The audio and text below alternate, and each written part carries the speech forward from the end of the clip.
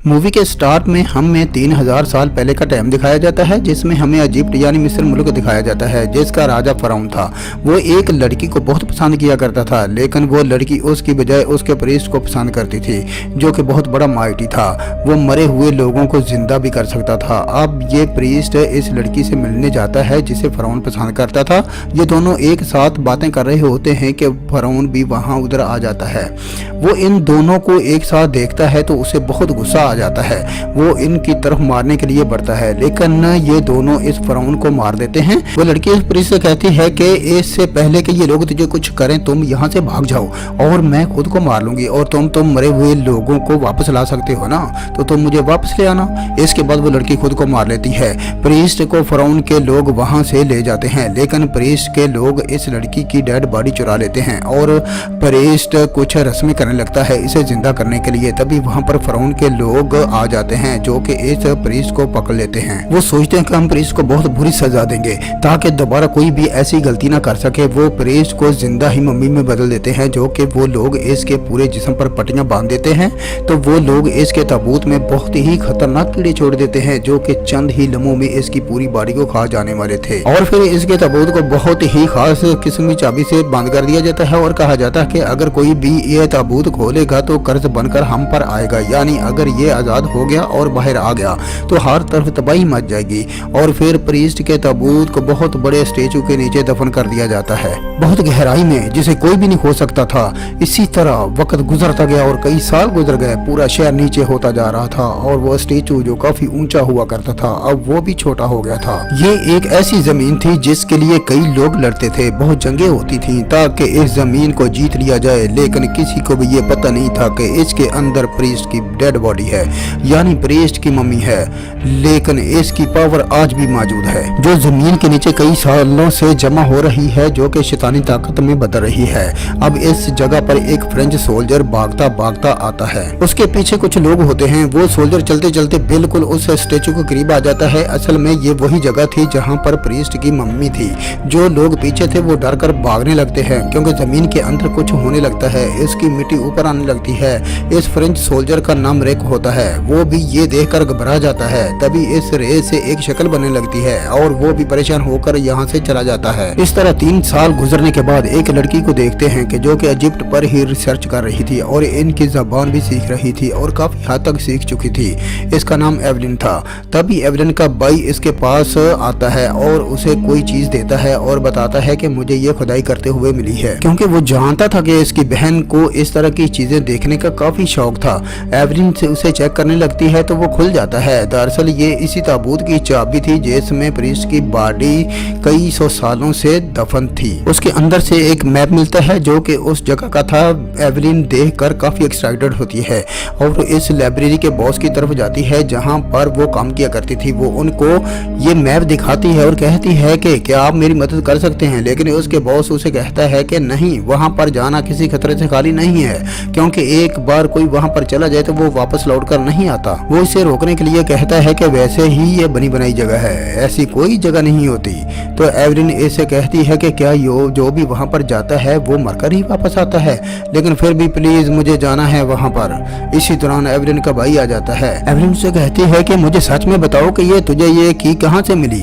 तो वो बताता है कि मैं इसे एक आदमी से चुरा कर लाया हूँ। वो एक फ्रेंच सोल्जर था और वो अब जेल में है। वो दोनों जेल में उस आदमी से मिलने के लिए जाते हैं, यानी रेक से, और इस जगह के बारे में पूछने लगते हैं। लेकिन रेक उन्हें कहता है कि एक शर्त में मैं तुम्हारी मदद करूंगा, और वो ये कि आज मुझे फांसी होने वाली है। अगर तुम मुझे फांसी से बचा लो तो मैं तुम्हें वहां पर ले जाऊंगा। जो आदमी उसे फांसी देने वाला होता है, एवलिन उसे पैसों का लालच देती है, जो कि वो पैसे खजाना ढूंढने के बाद मिलेंगे, जिसका सिर्फ रेक को पता है। वो लालच में रेक को छोड़ देता है और अब वो तीनों इसकी तरफ जाते हैं तो देखते हैं कि और भी काफी लोग खजाने की तलाश में शिप में वहां पर मौजूद हैं, जो कि उसी तरफ जा रहे थे। एवलिन रेक से कहती है कि इस जगह पर एक बुक दफन है जिस पे काफी मैजिक लिखे हुए हैं। आखिर ये लोग उस जगह पर पहुंच जाते हैं। वहां जाकर एवलिन इस स्टेचू को दिखाती है, जो कहती है कि इसका आधा हिस्सा जमीन के नीचे है। वो सब मिलकर जमीन के नीचे जाते हैं, जहां पर इस स्टेचू का आधा हिस्सा नीचे काफी अंधेरा होता है। एवलिन वहां जाकर एक अदसा नुमा शीशा ऊपर करती है। फिर सूरज की रोशनी पड़ते ही बाकी शीशों पर भी रोशनी रिफ्लेक्ट होने लगती है, जिसकी वजह से वहाँ पर रोशनी हो जाती है। अब एवलिन, इसका भाई और रिक के अलावा वो आदमी भी होता है जो रिक को फांसी देने वाला था और उसे रोक लिया गया था। वो इस जगह पर देखता है कि दीवार पर बहुत ही कीमती पत्थर लगे हुए थे। जब वो उन पत्थरों को हाथ लगाता है तो उनमें से एक पत्थर टूट जाता है और वो उसके अंदर से एक कीड़ा निकलता है जो कि उसकी बॉडी में एंटर हो जाता है। इससे वो बहुत दर्द होता है।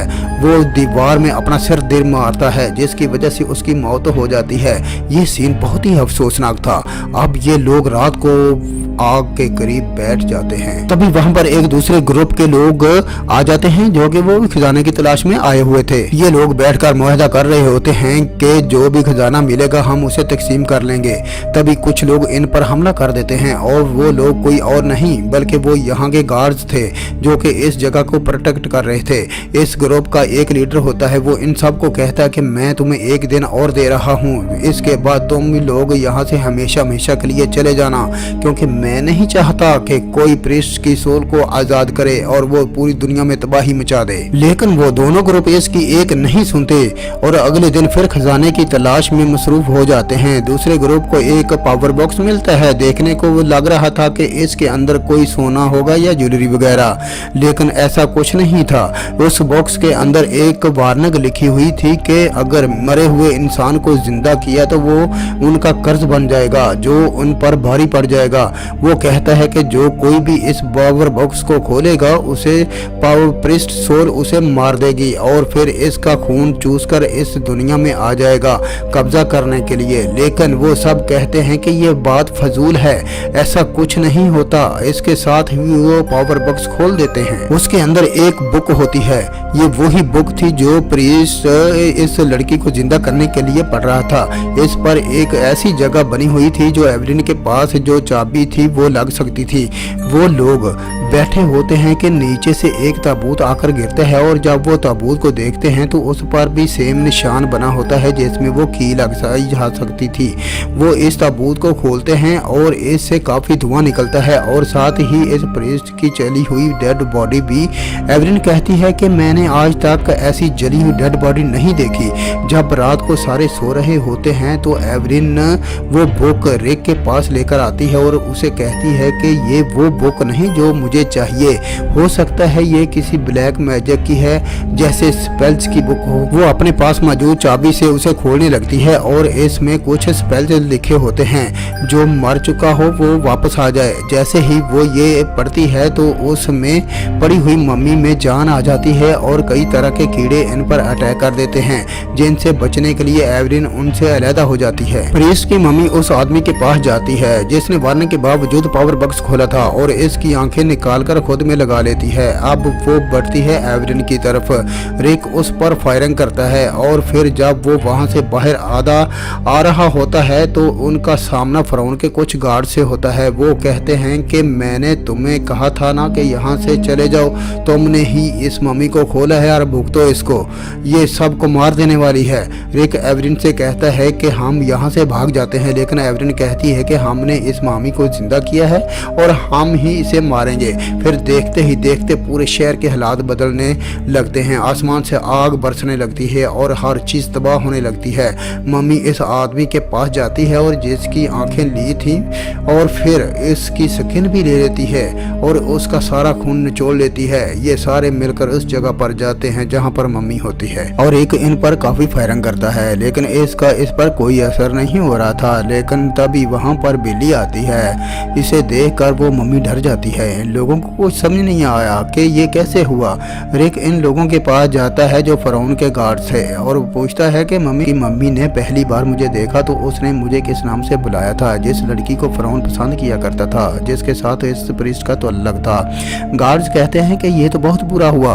उसे जिंदा होने के बाद जो काम करना था वो यही था कि जिस लड़की को पसंद करता था उसे जिंदा करना। इसके लिए वो तुम्हें सैक्रिफाइस करेगा, इसलिए तुम्हें वो इसी नाम नाम से पुकार रहा था, लेकिन तुमसे पहले वो इन 3 लोगों को मारेगा। लेकिन इन 3 लोगों में से एक आदमी वहाँ से भाग जाता है और इसी के पास वो मैजिकल स्पेल वाली बुक होती है जो प्रेस्ट को चाहिए थी इस लड़की को जिंदा करने के लिए, जिसे वो पसंद करता था।